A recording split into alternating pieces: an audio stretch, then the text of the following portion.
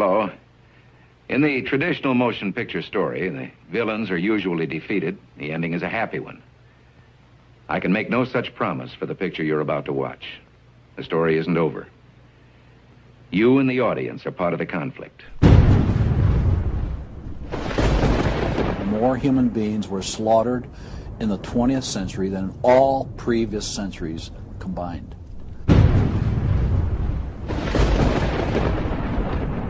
We're talking a congressional record, 135 million dead.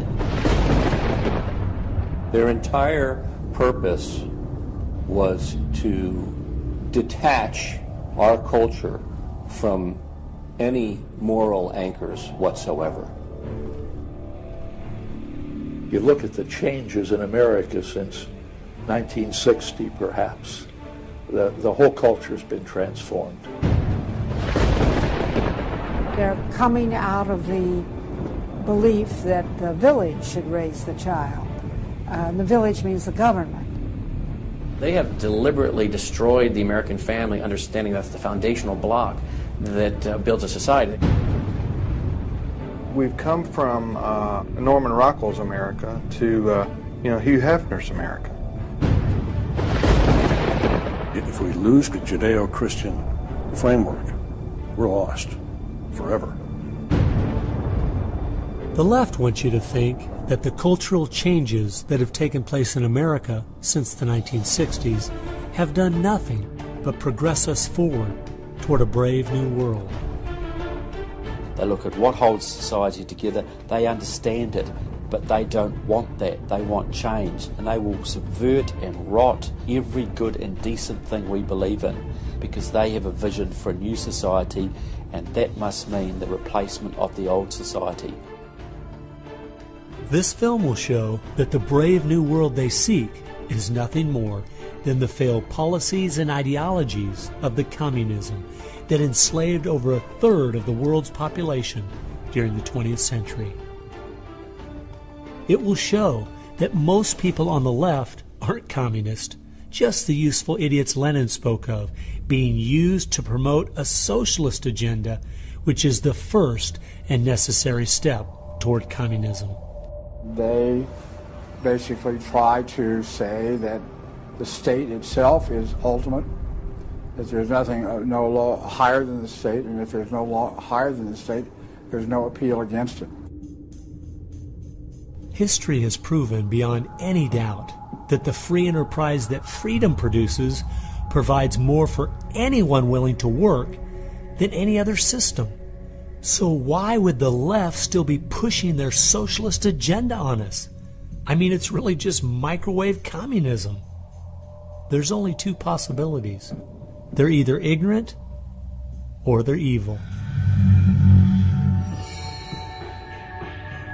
From my investigation over the last 2 years into what has caused America's drastic decline, I'm sorry to say the left won't be able to use the ignorant card. They've left too much evidence of their agenda in their books, articles, and speeches. No, America has an enemy that is getting very close to accomplishing its plan of destroying the greatest country in all world history. Once people figure it out, they're going to do what people everywhere do. They're going to start protesting, and they're going to start revolting. And when that happens, that's when the powers that be feel threatened, and they use the power that they have.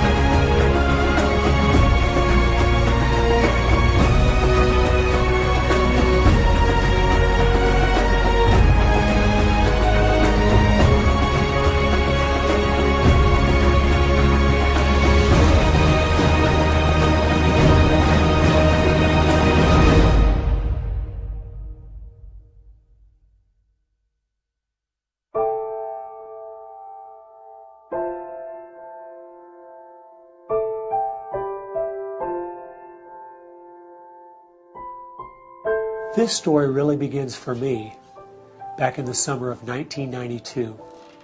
I got a phone call from an older gentleman I knew who was a writer, and he asked me if I'd go attend a meeting for him at the University of California, Berkeley. He told me that the Communist Party USA had recently split over differences of how to best take America down. Some were wanting to still work toward a violent revolution, while others were wanting to focus their efforts on using public policy to subvert America from the inside. He was curious what they had to say. I mean, after all, the Berlin Wall had just come down, the Soviet Union had dissolved, and the whole world was saying communism is dead. So why were they meeting, and what were they up to? I was in graduate school at the time, and the whole idea of slipping in undercover into a communist meeting sounded pretty neat, so I decided to go. The first surprise I had was when I walked into the auditorium. I was expecting it to be filled with college radicals, but instead it was 50, 60, and 70-year-olds, grandparents, professionally dressed with briefcases, and I realized this might be a little more serious than I thought. As the weekend unfolded, I listened carefully as they outlined their plan and agenda and how they were going to infiltrate the institutions of America to influence us in the direction they wanted us to go. To destroy our families, they wanted to promote cohabitation instead of marriage. They wanted to try to get children away into government programs at the earliest age possible. And they also said they'd like to get behind the feminist movement because they felt it had been very successful in making women discontent with marriage and motherhood. To destroy business, they wanted to get behind the environmental movement. And in 1992, the environmental movement was very modest, but they thought it was the only vehicle capable of creating enough regulation and red tape to discourage business growth.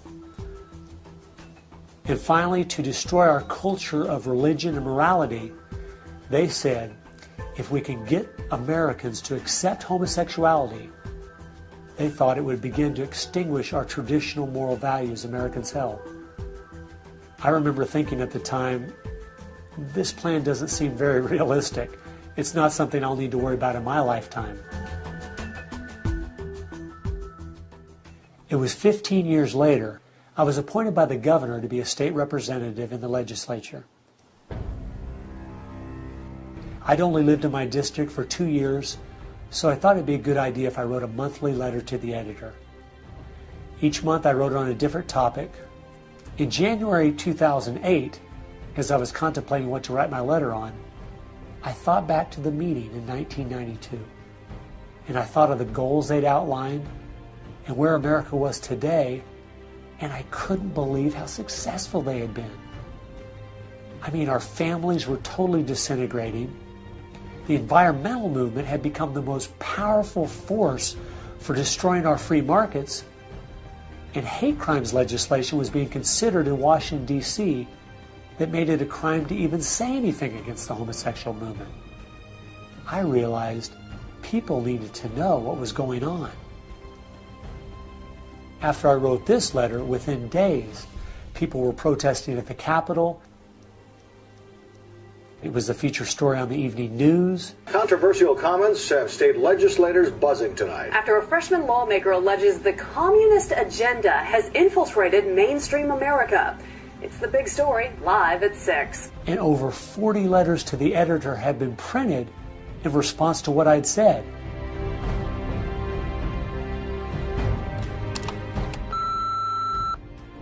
Hey, I just wanted to give you support on your newspaper article. Don't let them grind you down. Bye.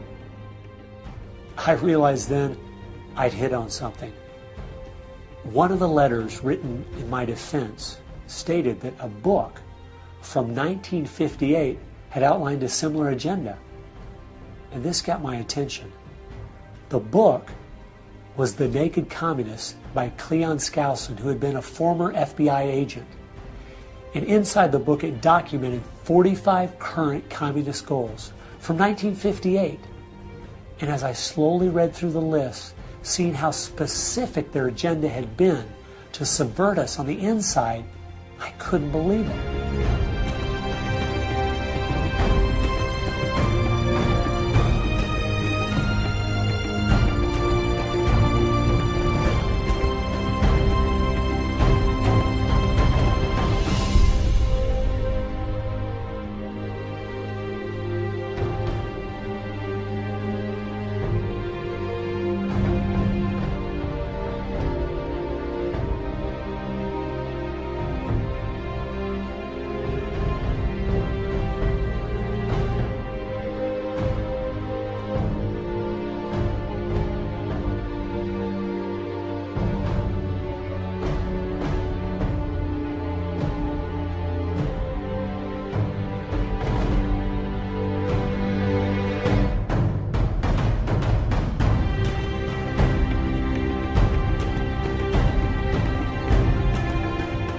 They'd accomplished almost every single one of them, and nobody seemed to be noticing.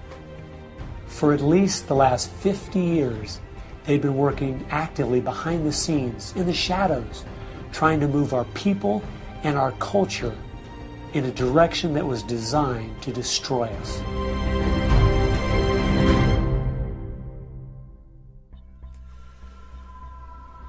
Someone needed to find out the truth of what had happened to our country. Could all of these very specific goals have been accomplished by accident? Or was there something there, under the surface, intentionally rotting away America's culture?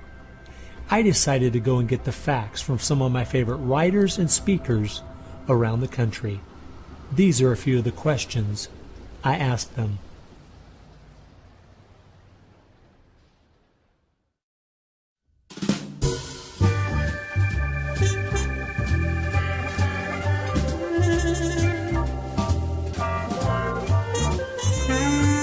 The common myth is that communism is dead, but there are more Communist Party members in the world today than there ever have been.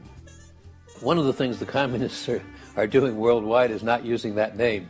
And so what we have is people with some of the same ideas masquerading in the United States under a variety of names. They're even trying to get away from the word liberal to describe them, and they're trying to call themselves progressives. If you go to the American Communist Party website, all of the programs and policies they support are progressive. So progressives are anything from a hardcore liberal to a communist to a socialist. They all call themselves progressives, and they all have broadly the same values and work together. J. Edgar Hoover is called the masters of deceit. And a good magician waves one hand in the air while he's doing his dirty work with the other hand. And while everybody's saying communism has died, they moved through much of Africa. Communism is resurgent in South Africa. Into South and Central America. Right now, 6 countries in Latin America are now communistic. We have communist China. We have Cuba, North Korea. We have Vietnam. It still dominates behind the scene in Russia. It's still very strong in Eastern Europe. It is strong in the EU. It is strong in virtually every country in the world. Whittaker Chambers said, the communism succeeds because most people that promote communist causes are not communist. The useful idiots, that Lenin called them, it gives it an air of legitimacy it would never have if it was identified with communists and communism. So why has it been so easy for them to get people on the left who aren't communists to push forward their agenda? Once I looked at the political scale, it all started to make sense. On the far left, you have 100% government, and on the far right, zero government. Anarchy is no government and doesn't make sense at all. On the far left, you have socialism, communism, and Nazism. All systems that have a socialist form of government with only slight variances between them. Traditionally, Republicans were slightly to the right of center, and Democrats were slightly to the left. In recent years, though, through the radical influence of the media, Hollywood, and the multitude of Marxist professors in our universities, both parties have slid to the left, with the Democrats going so far they have openly joined hand in hand with the radicals. That's why they all work together. All the groups on the left now have the same goal, a socialist America. I thought we were over communism. I thought, okay, we won that battle. The Berlin Wall came down. Ronald Reagan won the day. We've got to look and see how he fought this, because we're fighting it again on American soil. Not hostilely attacking us like we feared in the Cold War. It is from within. And it has no opposition. None. And that's the frightening thing.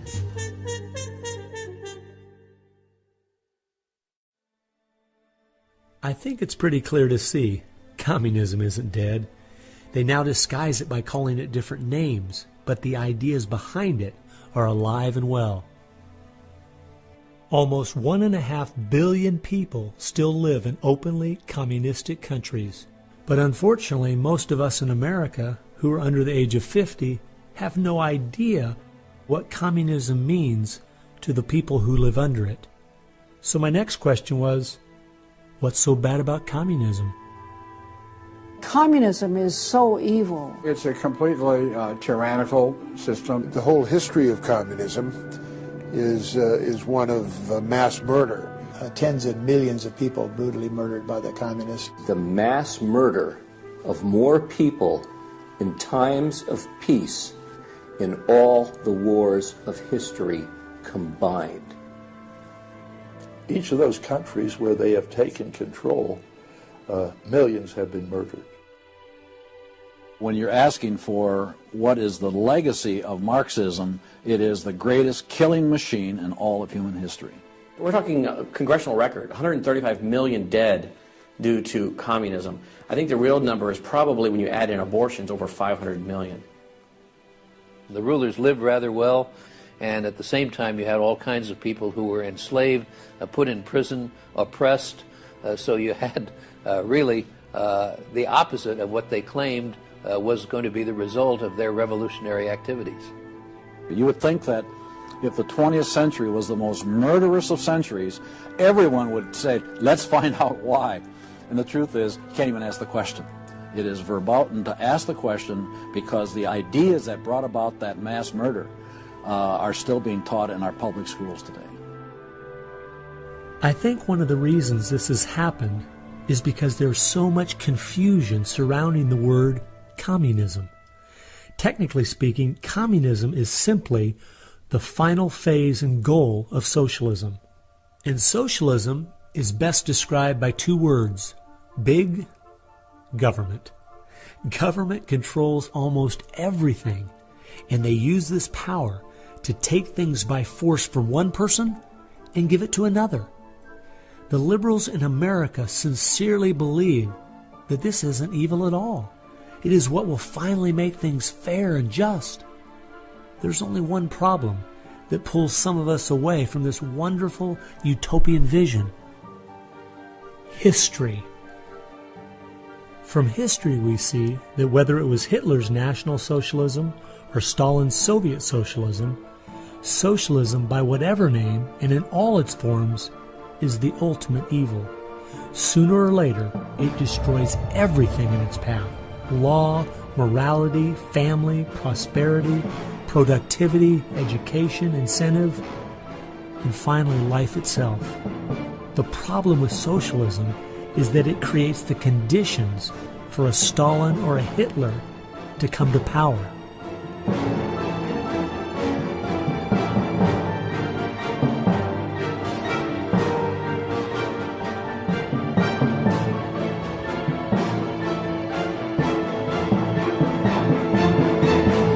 And that's why communism has such relevance today.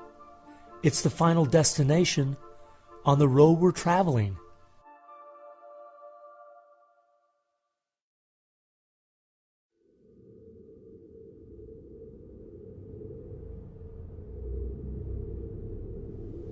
Friedrich Nietzsche tried to convince the world that God was dead. Charles Darwin tried to prove that humans are simply part of the animal kingdom. And Karl Marx realized that the philosophies of Nietzsche and Darwin would legitimize his own philosophy of communism. He knew their ideas would justify the brutality and slaughter that would be necessary to implement communism worldwide.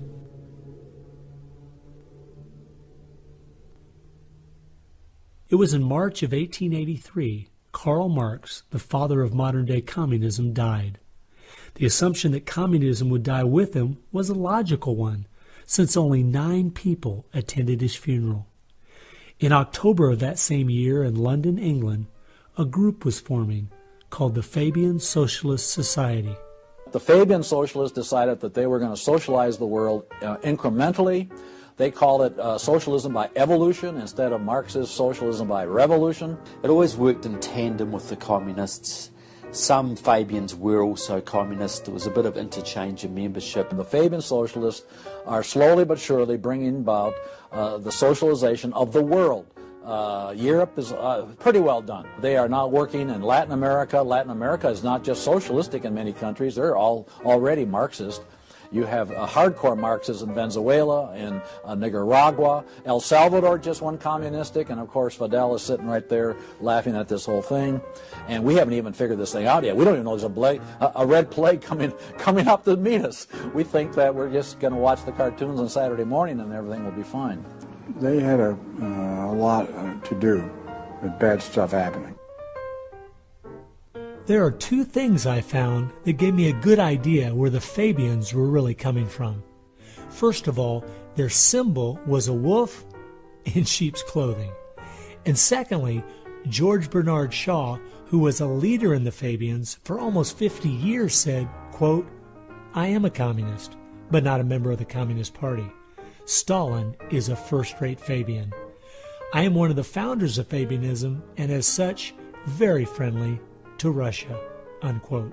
Fabians eventually begat the Students for Democratic Society, which begat the Weather Underground, which begat basically the social changes that have happened in America in the last 40 years. Many of the SDS members from the 1960s still have an incredible influence on the direction our country is heading. One is the Reverend Jim Wallace, who was president of SDS when he was a student at Michigan State University. And yet today, he is the spiritual advisor to the President of the United States. They've been friends for many years. They go back to Chicago and the Chicago politics crowd. And during the Vietnam War, he was rooting for the Viet Cong to beat the United States Army. And when they did, he just couldn't believe it. He said it was one of the happiest days in his life. And another leader in the Students for a Democratic Society and founder of the Weather Underground is William Ayers, who has been a longtime friend and neighbor of President Obama. It came out in 2009 that Obama's book, Dreams from My Father, was even written by Ayers. So the influence from the Fabian Socialist Society goes right into the White House.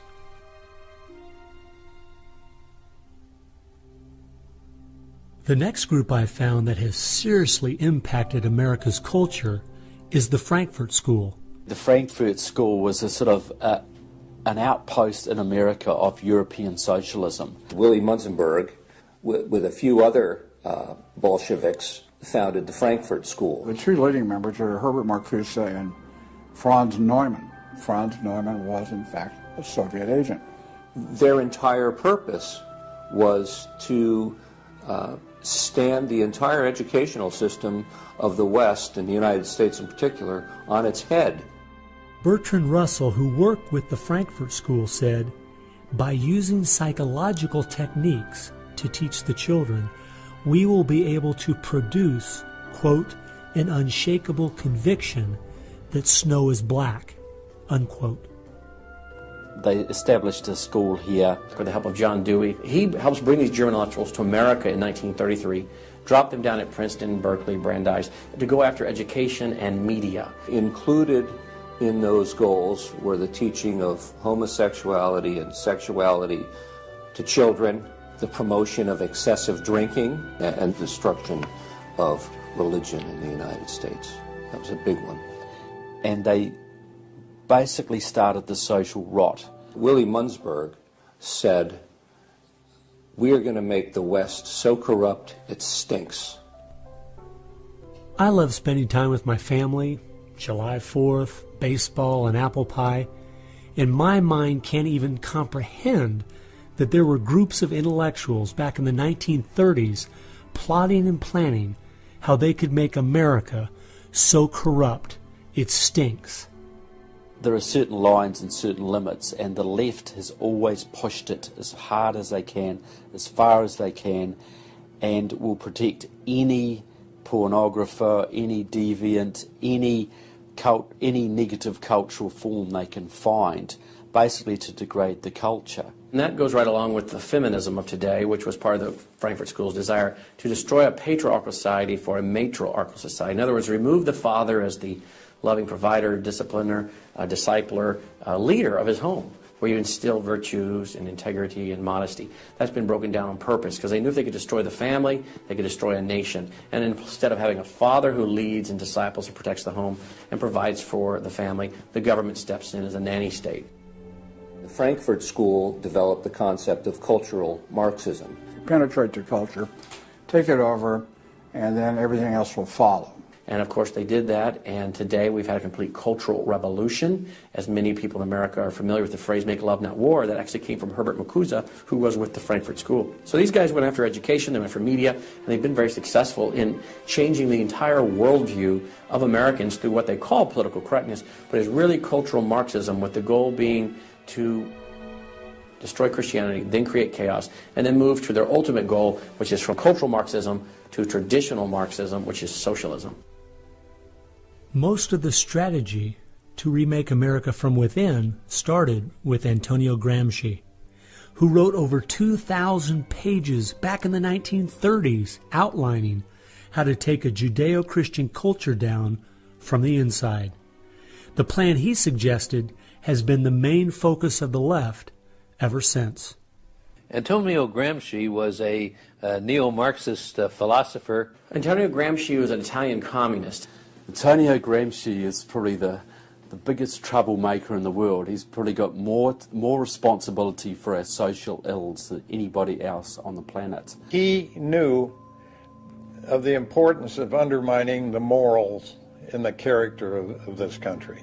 Because America had a strong Christian heritage, you had to attack the culture. You had to change the culture. Even to pornography, into areas that most people normally wouldn't accept. He said that we're going to destroy the West by destroying its culture. We're going to infiltrate and we're going to turn their music, their art, and their literature against them. That means that you penetrate the universities, you write the books, the novels, the poetry, the music, the book reviews. And once you control the culture, then you can sort of shape the thought of rising generations. He differed with Marx. Instead of, for example, destroying the church or the other basic institutions, he said infiltrate them and use them to change the culture. What Gramsci had to say was that this is the way that government is perpetuated and society is perpetuated is through these churches, because they set the standards, they set the framework of the way people live, of rules, how families should be structured. He didn't want a revolution on the streets that would be overturned by the police the next day. He wanted to change society over the long term so that we'd have a revolution without us even realizing it, basically. And the communists have been very effective in promoting their ideology in Hollywood, in the mass media. And I think he was quite right. I think that's exactly what has happened. I think that's the way it's worked. I think it's working that way now. And that's where a lot of these people come from. And that's been the big success story of communism in the last 50 years. It's the professors, it's the educationalists, it's the journalists. They are the shock troops, the Gramscian shock troops of the future. And one of Gramsci's all-star disciples, Saul Alinsky, became one of the most influential radicals of the 1960s. Well, Saul Alinsky was a prominent radical in 1930 Chicago. He worked closely with the Communist Party. He used to go down and train at the rifle range with Leon Dupre, who was later a mentor of Barack Obama. And they used to train to shoot because they knew the revolution was just around the corner. But that didn't come, so he got a bit more subtle. Well, Saul Alinsky called for a community organizer to stir things up, to create agitation. In fact, he said, you'll be accused of being an agitator, and that's exactly what you are. He wanted the haves and have-nots fighting with each other. It wasn't until I was watching an old film from World War II that I realized what the left has been doing in America to pit the poor against the rich, blacks against whites, and the young against the old, is the same tactic Hitler used to disunify Germany. You see, they knew that they were not strong enough to conquer a unified country. So they split Germany into small groups. They used prejudice as a practical weapon to cripple the nation. Remember that when you hear this kind of talk. Somebody is going to get something out of it, and it isn't going to be you. And they use the conflict as justification for more government to stop the chaos. So they create the chaos, and then they step in as a solution to the chaos. And as Francis Schaeffer said, once this chaos comes, most people will willingly give over to a authoritarianism because they don't want the chaos. His book was kind of the field manual, if you will, for these activist organizations. Which President Obama studied and taught at a workshop for 4 years in Chicago as a community organizer for ACORN. As I was reading through Rules for Radicals to see where he was coming from, I just happened to take a look at the dedication in the front of the book. And this is what I saw. Quote, "Lest we forget at least an over-the-shoulder acknowledgement to the very first radical, the first radical known to man who rebelled against the establishment and did it so effectively that he at least won his own kingdom. Lucifer." Unquote. Saul Alinsky from Antonio Gramsci has had an incredible amount of influence on our president and on our society, and he dedicates his book openly to Lucifer, Satan. I think that says more about where their ideas and plans are based than anything else. You asked what Saul Alinsky's impact is on the leftist movement today, and it basically defines it. It defines it. Saul Alinsky took the best of Gramsci and the best of the Fabian socialist ideas, combined, repackaged, and sold them to the 60s radicals. After studying Alinsky, Richard Cloward and his wife, Frances Fox Piven, came up with what is today known as the Cloward-Piven strategy. Now, their idea was basically that to destroy society or destroy capitalism per se, they needed to overload the system. The idea was to get everybody you possibly could on welfare, to get everybody you possibly could basically milking the system in some way or another.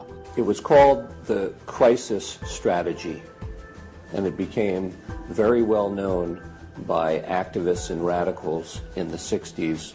They published an article in the May 1966 issue of Nation magazine called The Weight of the Poor, in which they outlined their strategy. Rathke read that article, and Rathke ended up starting what we now know today as ACORN.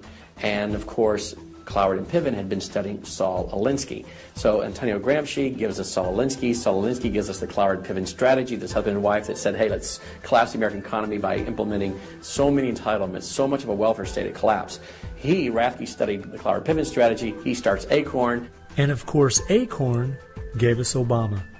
And to show what a small world it is, Wade Rathke, who started ACORN, was the draft resistance organizer for SDS, the group the Fabians started. They've used that strategy ever since to expand voting rolls, to expand welfare rolls wherever they can, basically just to overload the system, to increase the tax burden on the middle class, and basically bring capitalism one step closer to destruction. I guess we shouldn't be surprised that we still have open borders, that so many people are dependent on the government, and that the left keeps pushing these programs when all they've done is tear apart the black families in America and create generational cycles of poverty. The last group that has worked alongside the Fabians and the Frankfurt School using Gramsci's approach is the Communist Party USA. Probably the most important book on this subject is called Towards Soviet America by William Z. Foster. William Z. Foster was the head of the Communist Party himself. He ran for the President of the United States in 1932, but in the book Towards Soviet America, he literally lays out chapter by chapter by chapter what is entailed to bring about a USSA, not just a USSR. Two of the movements they started in America have played a significant role in tearing apart our families, in breaking down our morality. Betty Friedan is credited with really starting the feminist movement in this country. The purpose really was to attack full-time homemakers, to get them out of the home, to make them think they live dreary lives, to make women feel they are victims. It's the science of victimology. And that is so unfortunate, because the American woman is the most fortunate class of people who ever lived on the face of the earth. And to try to tell them that they are victims of an oppressive, unjust patriarchy is just a grievous lie. But unfortunately, they are teaching young women that and have been doing it for many years. While Betty Friedan was pushing her book, Feminine Mystique, she implied that she was coming from the point of being a frustrated housewife herself and just wanted to be a help to other women. But later in the 1990s, it came out she was in fact a radical propagandist for the Communist Party and a staunch supporter of Stalin. So when she had described the American family as, quote, a comfortable concentration camp, unquote, it wasn't because of her experience at home. It was because she was just doing her part to dismantle our families. I'm a student of communism, and the communists set up various groups and various societies. Their society that they set up to promote homosexuality in this country was called the Mattachine Society. And it was founded by Henry Hay, a leading member of the Communist Party. So since I was studying communism and teaching on the issue of communism, you just follow leads, and all of a sudden you realize, what is this Mattachine? I've never heard of this Mattachine Society. Well, it was Henry Hay's organization set up to infiltrate the culture of the United States to make homosexuality normal. It's always been a movement dominated by the left. It's all these so-called isms. You will find there's a communist or a socialist behind every one of them, and you'll always see their targets. It's basically the traditional family unit. The war is still against the family. If you go back to the Communist Manifesto and read Karl Marx carefully, the war is against what they called the bourgeois family, which was really the biblical family, father, mother, and child. They want to plow through marriage. They want to change the very definition and meaning of marriage, because their open door to engineering society in this utopian way is blocked by the very values of our Christian civilization that's taught through marriage. And so the left just has got to destroy the family, because if there's any one thing that will prevent the left from carrying out its agenda, it's healthy and strong nuclear families. And so from the Fabian Socialist Society to the Frankfurt School to Antonio Gramsci and the Communist Party USA, from these four you will find connections to almost every left-leaning person and organization in America. Their influence has been incredible.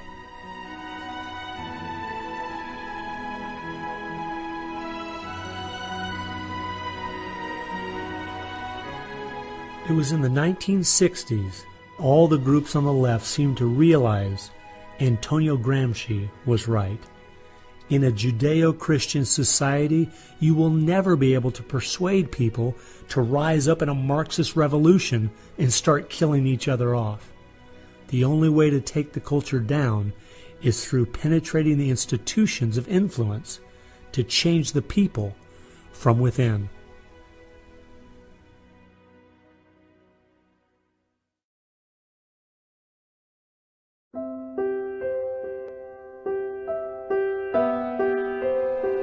I guess the biggest surprise I had while studying these four groups was seeing that a large part of their agenda was trying to make us an immoral people. The communists knew in the 1930s and since that time, and the leftists know today, that if you can break down the cultural traditions, the basic rules of morality, then it's much easier to move people in different directions that are counter to the good of society. They recognize that it's all part of the same fabric. Their ideologies all work together to break down families, to break down the sanctity of human life, the value of human life, to break down the idea that there is a God that we are accountable to. They essentially are validating the Judeo-Christian worldview by the very things they attack. Because in their effort to destroy our culture, they know that they have to go after the very things that the Judeo-Christian tradition honors and values. Morality, belief in God, faith, the importance of family, the sanctity of life, the sanctity of marriage. It's amazing our enemies could see our morality was our greatest strength. And yet so many Americans don't seem to get it. Morality is simply having the character to do what you should do instead of what you have the freedom to do. And that's the only way freedom works. A people cannot be given freedom without morality, or they will self-destruct. And that's what we see happening in America today. The bottom line is freedom and free enterprise are simply fruit on the tree of morality. Our founding fathers clearly understood this principle, and so do our enemies.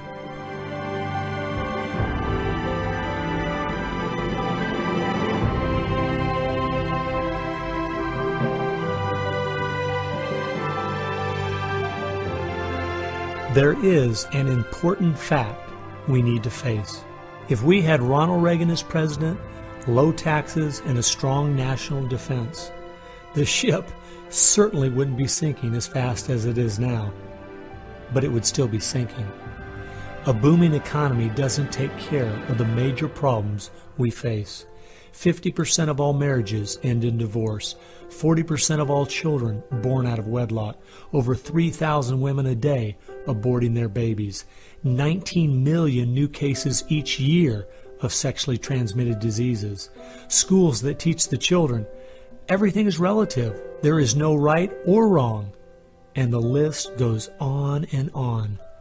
I recently read in our local paper that over the last 12 months, almost 7% of all high school students in my state tried to commit suicide.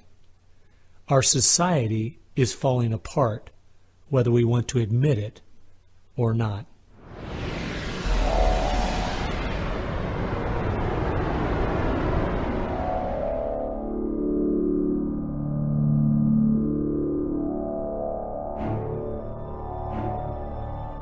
Karl Marx had the insight to see that dethroning God and destroying capitalism went hand in hand.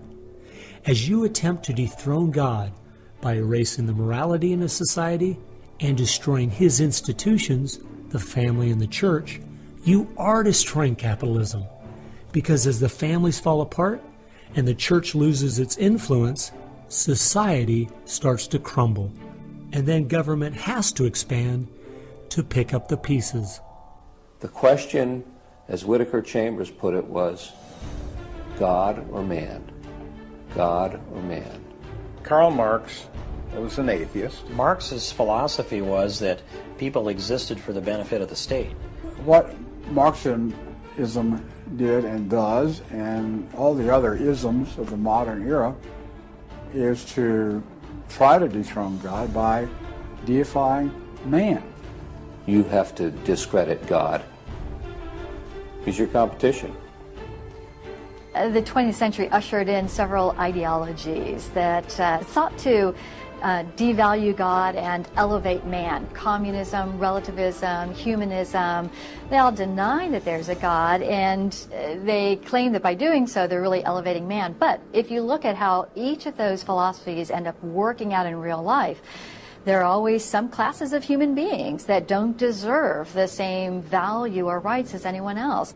To turn it around, to believe in freedom, the way we have been raised, you have to believe that there's something precious about every human person. And of course that's from the Bible. Imago Dei, we are all created in the image of God. Therefore, every human being is entitled to respect and dignity and freedom, and that is distinctive to biblical religion. You don't find it anywhere else. Almost all the ideas that have made America such a unique and great country, our founding fathers got straight out of the Bible. I guess that's why the left only has a problem with one religion, biblical Christianity. They never complain about separation of church and state when it comes to Islam, Buddhism, Hinduism, or any of the other religions. In fact, a couple years ago, the Dalai Lama came to my town, and during the school day, at taxpayers' expense, thousands of our local school children were bussed in to hear him talk. I wonder if they would ever do that for someone like Billy Graham.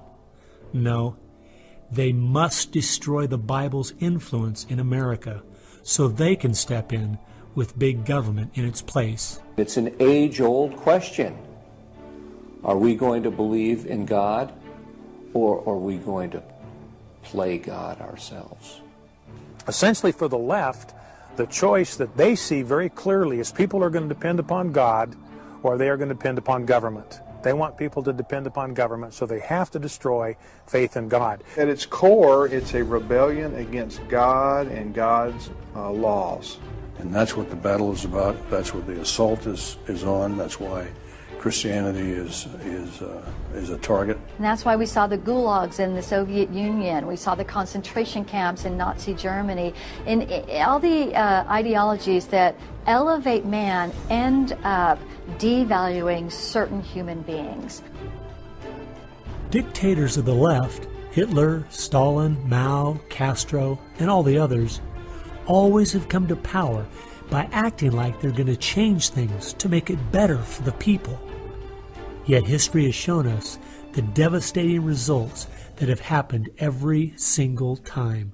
There is no example in history of big government that didn't abuse its power over the people. But people who have believed in the God of the Bible and that our rights are a gift from Him to everyone have always stood up for the preciousness of every human life. You look at those who have fought for true human rights throughout the ages, and it's those that do have a strong faith in God, those who fought against slavery, and those now today who are fighting for the sanctity of human life. Like the Declaration says, we hold these truths to be self-evident, all men are created equal. Aristotle didn't believe that. He said, no, some people are born to be slaves, and some other people are born to rule over them. And the reason that you and I know different, and it's not because we're smarter than Aristotle, he was a smart man. But we have something he didn't have. We have the Bible. And so, therefore, that's where we get these ideas. And from pagan antiquity or neo-paganism or all the modernisms, you get the opposite. After studying this topic for the last 2 years and reading literally hundreds of their books and articles and speeches, I've come to the conclusion, whether the left knows it or not, their plans and goals can all be summed up very simply. They are at war with God. A people that are moral and believe their rights come from God would not only never want what they're selling, but would also never need it. And they know that.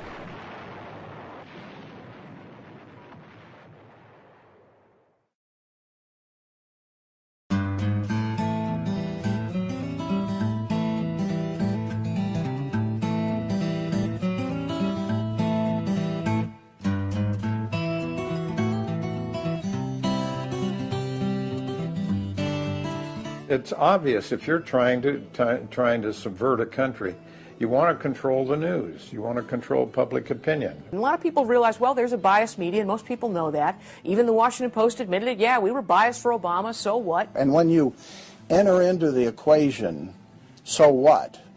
That means the biases, the opinions of the reporters enter into what is news.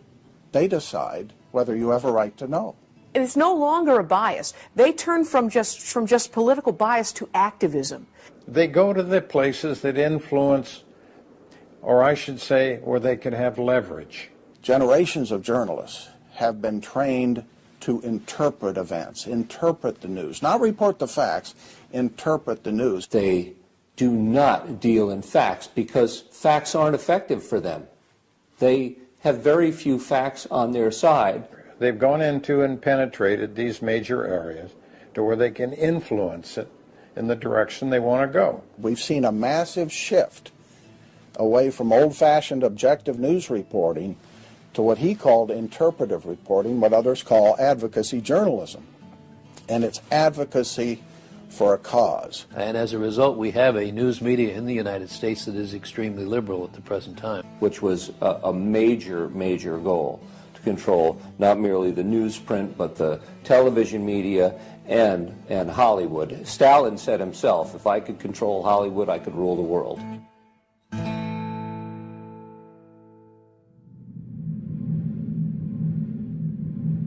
Children are always the first targets of anybody trying to bring down a system.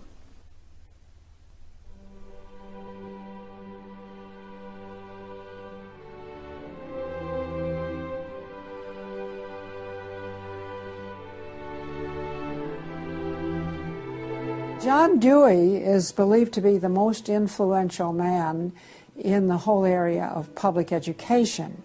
He went to Russia in 1928 to help study the Karl Marx way of education, bring it back to America. Dewey was an atheist. He was a socialist, a humanist. He was part of the Socialist Society in America, helped found that. What he believed in was that education should socialize the child to make him a willing tool of the state.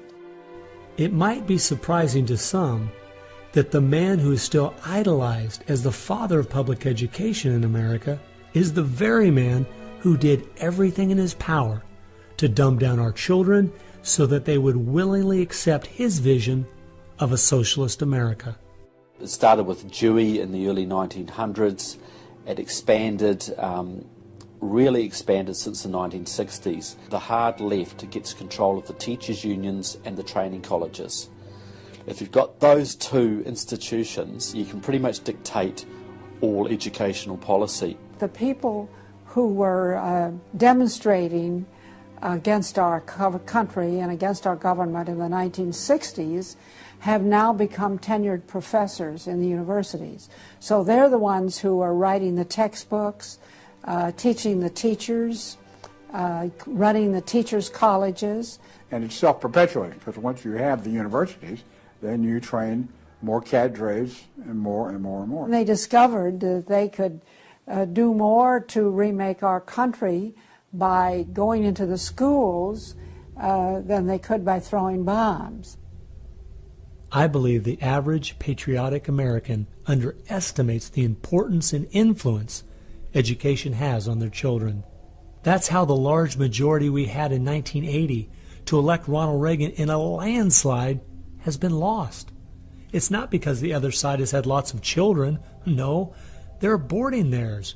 But instead they are capturing ours through the propaganda they teach them, 7 hours a day for 13 years, and even longer if they attend college. We are losing most of our children to the other side because of the anti-American, anti-God, and anti-free enterprise rhetoric they are filled with in the government schools. Government schools are not teaching basic reasoning processes. They're not teaching logic. They're not teaching actual data of history and science and mathematics. And if your education is rather limited, then you're inclined to believe that government can be the solution to your problems. When you look at the desks in the schoolroom, you'll find 4 together, or maybe a table, they sit around a table. Independent desks are very rare in most classrooms because they don't want to promote the self-sufficiency, independence mindset. You go back to William Z. Foster in his book, Towards Soviet America, you will see how he has a whole chapter there on how we have to supplant education in this country and ultimately force every student to attend public school. That's the other thing. I hope the homeschoolers catch on to this. The homeschoolers and the Christian day school movement are going to have some very rough times ahead of them because the public school crowd cannot afford to have any competition. And they're being given plenty of competition by the homeschoolers right now. You see the effects of that lowered educational standards. There's no more studying of the classics or studying of the civics or you know, how the US Constitution was formed. It's all progressive education. It's all based on the identity politics, the isms, the current trendy isms, environmentalism, racism. They're training them for the collective, and a collective mindset and a dependency mindset. And it seems that they, again, want to have people be uneducated, so then they do become wards of the state. They're dependent on the government to provide everything for them. It's under 10% of kids believe that there is an absolute right and an absolute wrong. And why are we surprised? We've sent our kids into this government system that indoctrinates them, that teaches them about tolerance and diversity and multiculturalism, and not about reading, writing, and arithmetic, not about what our founding fathers had to say. It's consequences. Few would argue that the education the children are receiving in the public schools is pathetic at best. But with the amount of tax dollars we spend each year, over twice as much as it would cost to send the students to private school, why do we allow this to continue? The group that my investigation led me to, that seems dedicated to making sure the children don't get a good education, was a real shocker. The schools are pretty much controlled by the Teachers Union, the National Education Association. If you look at their platform and goals, you would think they were a socialist or almost communistic organization. They are for the entire feminist agenda, starting with abortion on demand, tax-funded abortions. They're for the whole gay rights agenda. They're for the whole globalism agenda. They are extremely anti-parent. It is an effort to get the children to abandon the values of their parents. National Education Association has no patience, tolerance, or use for traditional teachers. They're looking for people who want to be agents of change. They want to throw out all the lessons of history. And really it's an attempt to then impose their own views and ideas onto people, get them to act as activists. If you control those institutions, then you can control everything else. It's all public schools, all for their jobs, and they have gotten behind all of the radical kinds of curriculum that's being introduced. They're for it 100%. They've had a tremendous effect on public education. It's not positive. We also see immorality being promoted through our schools. The kind of sex ed curriculum that is being used and paid for with our tax dollars would shock most parents. I think one of the main problems we face is parents naively thinking that the schools are the same today as they were when they were young. They don't realize there is a battle going on in this country for the hearts and minds of our children. The game is between 15 and 25 years of age. That's the whole game. If you're over 25, the chances are they're going to put a few pennies towards you to corrupt you. But their game right now is to corrupt the 15 to 25-year-olds or less. And right now they're down in the first grade with Heather Has Two Mommies, Daddy's Roommate, Gay Pride Parade, and now by 8th grade they'll pass out condoms in school colors because that's so patriotic. And it's perfectly obvious that you get a hold of the child early, you can change his values away from his parents' values and get him to follow you.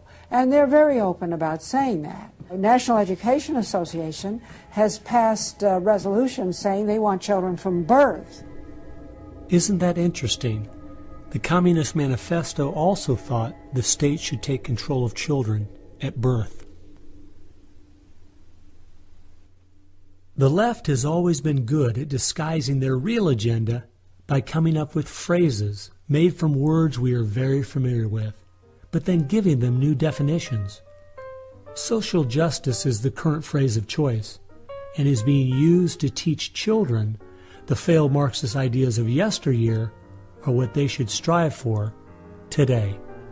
We see social justice curriculum today, which is the buzzword for communism, socialism, Marxism, which Bill Ayers is teaching. It's in many of our colleges, and the social justice curriculum is being taught in high schools all over the nation. Justice is good. If you then start calling it something blank justice, then you're modifying it. And what it really means is, I think, taking from one group of people and giving to another group. So I would call it social isms. and it's used to break down the differences between the way things are done and the way it should be done.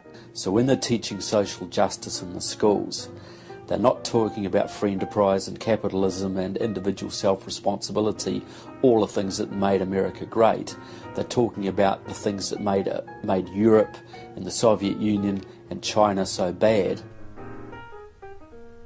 The longer we allow our schools to teach the children that America has so many faults it's not worth saving, instead of the fact that even with its faults, it is the greatest country that has ever existed, the less chance we have of ever turning our people back from the dead-end road we're currently on, a road that promises to give us a perfect world if we'll only give up our sovereignty and our freedom. You're going to find more and more of the following. This is now called a world pledge. We no longer want the Pledge of Allegiance to the flag of the United States of America because that is considered nationalistic, and of course the socialists, communists, and the Marxists and the extreme left wing in the country want nothing to do with it.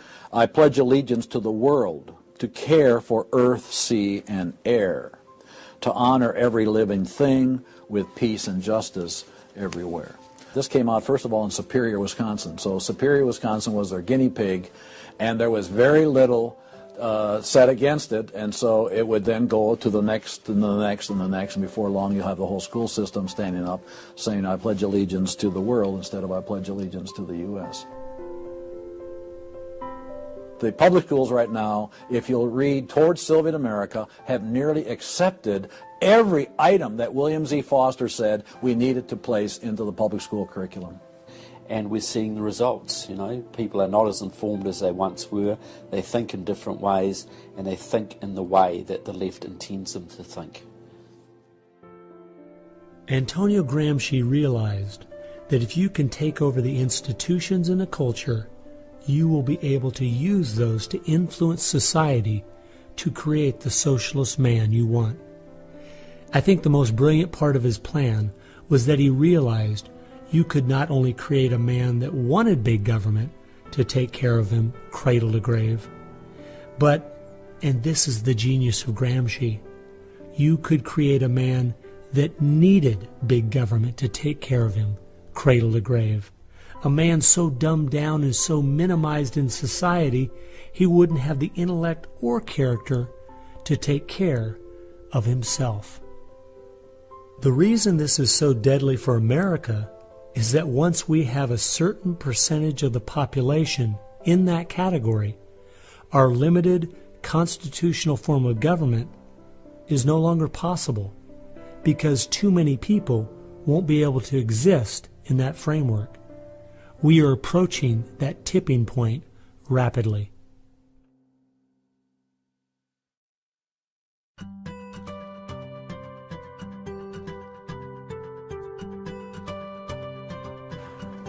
If you can persuade people that government should be in control of the distribution and use of energy, you can persuade them, or rather, you have persuaded them of the necessary and sufficient condition for government control of the most intimate aspects of our lives. One of the main thrusts of socialism these days is obviously through the environmental movement. You know, one hates to pick on Al Gore too quickly and easily, but I read the whole of his book, Earth in the Balance, Ecology and the Human Spirit, back in 1992 when it was first published. And if you know anything about the history of political philosophy, you read the last chapter in that called A Global Marshall Plan, and you understand that there is no way to implement what Al Gore was calling for in 1992 in that book except by means of totalitarian world government. Patrick Moore, who was a co-founder of Greenpeace, and he was a very dedicated environmentalist, quit Greenpeace when he realized that it had been captured by radical leftists who were intent on using the environmental movement as a vehicle to destroy capitalism. How many factories work when there's a power outage? None. You want to hurt business, you want to drive down industrial production, you just drive up the prices of energy, you just diminish its availability, and the easiest way to do that is to make people scared to death of the cheapest forms of energy, which are fossil fuels, oil, coal, natural gas, and nuclear energy. They had already made people afraid of nuclear because of irrational fears of nuclear reactor meltdowns, which were physically impossible anyway.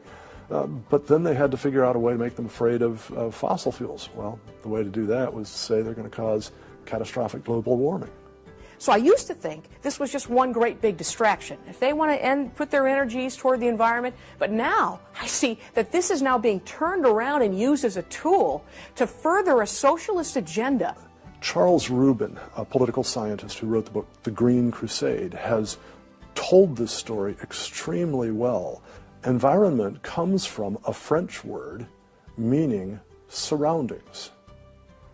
Well, now, what is surroundings? Everything around you, right? And so, as Rubin points out, environmentalism is literally everythingism. And so, if you were a socialist, committed ideologically to the notion of government having control of everything about our lives, and you saw that you were losing the contest in terms of the creation of wealth and its distribution to capitalism, you had to find some other basis on which to promote your vision of government and to pursue its implementation. Environmentalism, or everythingism, was the perfect card. In December of 2009, when the ClimateGate scandal broke open and it became public that even the leaders of the movement knew the whole global warming idea was a farce, it wasn't them just having bad data, we as Americans knew once and for all that this movement was simply part of their agenda. It's my guess that regardless of the evidence that comes out against them, they will not let this tool they have waited the last 100 years for go to waste. A tool that gives them the absolute power and control they want, but allows them to get it under the guise of saving the planet.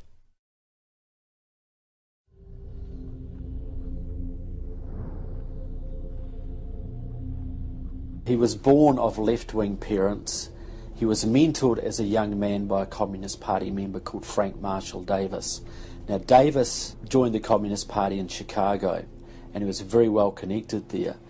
So young Obama eventually wound up in Chicago, and he started working with the very same people that had been working with his friend Frank Marshall Davis. All of his associations have been with people that are way left of center, hardcore left. And he's doing nothing more than what is predictable based upon that background. The nicest word for his agenda is the socialist agenda, and we could go on down the line of the other descriptors of the types of an economy and a society that he's building. He's all the things that Gramsci wanted to use for social change. Yeah, he's the epitome of the movement. If you think there's no way that so few could be so effective, consider this. When the Communist Party USA split in 1992, the group that formed was the Committees of Correspondence, and it was their meeting I attended that summer at Berkeley. As I started researching that group, I saw that many of the same people who started or have worked with the Committees of Correspondence and its sister organizations were the same people who were involved with President Obama's campaign and administration. I found file after file on Trevor Loudon's website documenting with footnotes and photographs these connections. The radical left has been so successful they have persuaded the American people to put one of their own in the White House. socialism and Marxism go together like Mary and Mary's little lamb. The general populace knows very little about what the socialists are up to. If you're going to find socialism, you're going to find the hardcore communists right behind it. One of the main avenues has been through what they call the Congressional Progressive Caucus. 20% of the US Congress are members of this organisation. They have chairmanships of most of the major House committees and are easily the single most powerful bloc in the US Congress. And virtually all of them are tied to either Democratic Socialists of America, the Communist Party USA, or other radical organisations. We're literally at this very time watching what's transpiring and has been going on from the Fabian socialist point of view from 1883 to the present. So these guys don't give up. And they're going at a breakneck speed because they know they've got an opportunity now to change America in a way that can never be changed back. And they're going for broke. The Bolsheviks, they're just waiting in the woods and they're just smiling like you can't believe.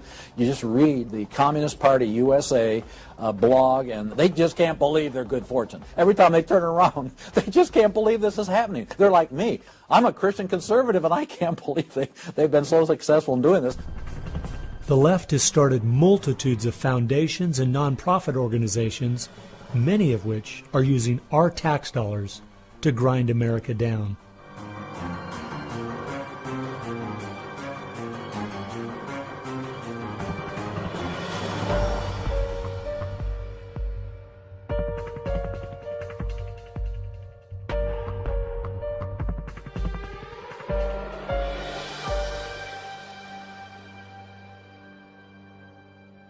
They use all kinds of patriotic words to masquerade an extreme leftist orientation, which, if anything, would enslave the people in the same kinds of things with the same kind of ultimate results as communism had. The communists will let the socialists go so far, and then ultimately the communists really turn on their fellow socialists and they wipe them out too. And their attitude, I think, is really probably pretty close. They figure, look, if these socialists betrayed their own country, the chances are, once we get in power, they'll betray us too. So they'll figure, let's just rub them out right now. And at a given point, you'll see in the history of communism that they've been very effective in rubbing out their fellow socialists who brought about their socialism before the Bolsheviks and the hardcore communists with a capital C took them over. One thing we do really have to recognize is this is a domestic enemy. This is not just people with different ideas. These are not just nice folks who have funny, silly ideas that they will eventually figure out are just not very mature. No, these people are dangerous, dangerous enemies, and they are intent on overthrowing this country and imposing a socialist system that will mean extreme hardship for the vast majority of people in this country. That's true with them constantly seeking to re-engineer society so they reach this level of utopian perfection. Where we, on the other side, we advance the idea that this is about the cause of freedom, and if it hadn't been for Jesus Christ, there never would have been a United States of America, because the inspiration for freedom drove our founding fathers. They were informed by their faith, and I believe guided by the hand of God.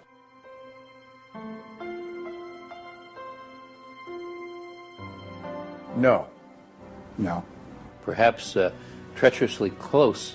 It is never over until it's over. When the fat lady sings, isn't that the slogan? And when the fat lady sings, it's over.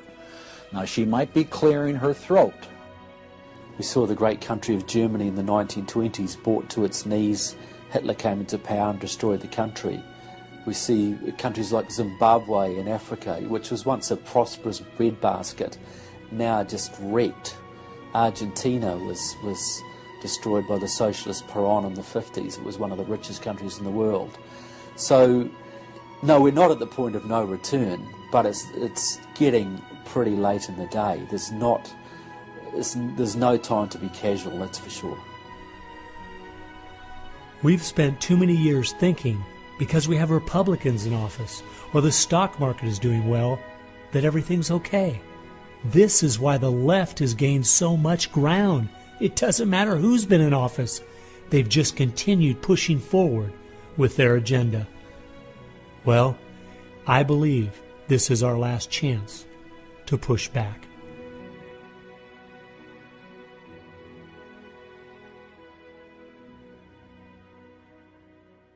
If people are looking for something to do, we have our work cut out for us. I believe one of the things that we can do that will have a profound impact in changing America is praying. Well, as soon as we get off our knees, we need to get on our feet. Become educated about what's going on in the country. Spend time reading, understand their philosophy and their goals. They have to master this documentary. They have to go over it a dozen times. It might be having a monthly movie night with family and friends, watching one of the many great documentaries out there about what is going on in our country. One of the things that I think people in the United States who believe in our country, believe in our values, can do, quite frankly, is stand up for those values, to make their views known. And there's times that you got to speak up, and you've got to call things what they are. We need to be willing to be criticized and to not be silent because of the criticism. It was Martin Luther who said, if we're faithful on all battlefronts besides, it's precisely where the battle's the hottest, then we're traitors to the cause. I like to quote by Abraham Lincoln, who said that silence makes cowards out of the best of men. And we got a lot of people that need to be speaking up right now. We have an obligation to speak the truth about the policies that are taking us 180 degrees from God's will. Expand within your church. Expand within the people you have contact. Bring them up to speed and knowledge on what's going on. We need to organize those around us by simply mobilizing the unique groups of people we are in contact with and being their source of information. We can have an extraordinary effect. Lenin said that the organized minority will beat the disorganized majority every time. Why should we be buying products from companies that are going to fund organizations that attack our values? They need to be really smart in using the mass media. They might want to blog. Using the power of YouTube and that sort of thing to educate as many people as possible. A good YouTube video can reach millions of people. And if Susan Boyle can do it, why can't we? If you do the right kinds of things on YouTube that are creative and do them frequently, you can drive a message through society, influencing millions at almost no cost.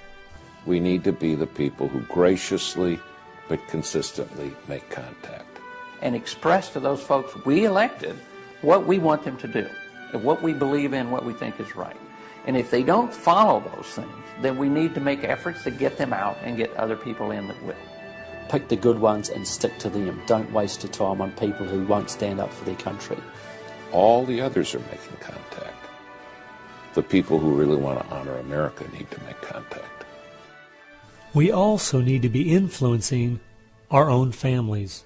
We've got to teach our own children and grandchildren the difference between truth and error, why they believe the things they do, and the true source of America's greatness. If what we're talking about is true, the most important thing we can do is protect our young, because that is where all of this is leading. They need to get that younger generation under their belt. And more parents are going to have to say, they're just going to have to sacrifice and take responsibility for their kids' education, because that's really where it starts, to impart that belief. The Southern Baptist, we're seeing that 85% of their kids, after they get out of their home, are essentially rejecting their faith, rejecting what they were taught. And of course, I think the reason for that is because their parents didn't have a lot of influence over them. I believe the public schools are the greatest cultural influence in this country. You homeschool your kids or get them in a Christian day school. If there is any way at all, homeschool your children. Homeschoolers out-test everybody. Our children need to be taught from Scripture a properly biblical worldview. That requires time. It requires effort. It requires purpose. Our minds should be the sharpest minds in the world. We need to work within our family to educate our children on what kind of country they live in and build their faith, and then get involved. The left has been working for decades to push us away from God and His laws, and we need to be willing to sacrifice whatever it takes to turn our country back to Him. Throughout our history as Americans, though, there has always been a great price to be paid for preserving, protecting, and defending this great land. The people who built America paid a great price. The people who went to war for our nation, boy, did they pay a price. And one of the American values was, we will pay a price for what is right. We will give of ourselves, even if it requires the giving of our lives. That was an American value. That's why it is such a heroic and honorable thing when a soldier defending us pays that price. That's like when you go to Arlington Cemetery in Washington, or the Tomb of the Unknown. You stand there and you say, this is America. We were the people who so believed in these values that it's an honor to stand for, even if it can cost you your very life. One thing I think we do need to remember, though, is that as we look at those we consider to be heroes in the past, they weren't people who just went along with the status quo. They weren't people who were just saying what was accepted at that time in history. They were people who were rising up above the evil that was being committed in their culture at that time. That's why they were heroes, because they weren't like everyone else. Never, ever lose sight of the power of one individual American. They can have an unbelievable magnifying effect just by the very fact they make up their mind to do so. The hope is in this, as Francis Schaeffer said, that as the dull ache of the human soul can no longer be filled with material prosperity, people are going to turn to spiritualism, whether it be pagan spirituality or biblical Christianity. We know, according to the Denver Post, June of 2008, pagan spirituality is doubling in America every 18 months. So we better get out there, because I'll tell you, pagan spirituality and Christianity will both get you to God, but one will get you there as your judge, as your Savior. If we humble ourselves, we fall to our knees, if we seek His face, we pray, and we turn from our wicked ways, then we have a chance for God to hear from heaven, to forgive our sins, and heal our land. And if we are being judged, then we need to use this as an opportunity to show people that this judgment in this life is nothing compared to the judgment that's to come, that's eternal, and really make them understand the importance of fleeing God's wrath by accepting Him, repenting of their sins through faith and repentance. I believe that's the only chance, the only hope we have as a nation. Hope is not found in rhetoric. Hope is found in God, the God of creation. And you know what? Our founders were in covenant with that God. You need a dedicated, informed, praying Christian making things happen and being determined to do so.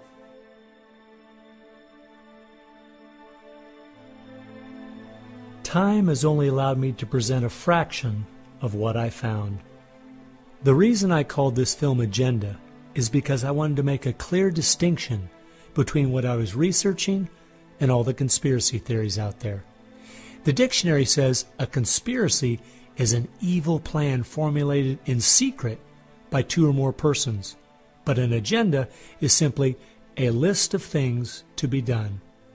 At every turn of my investigation, I found agendas by people and groups of the left outlining their plan in their own words. They've been doing most of this right out in the open.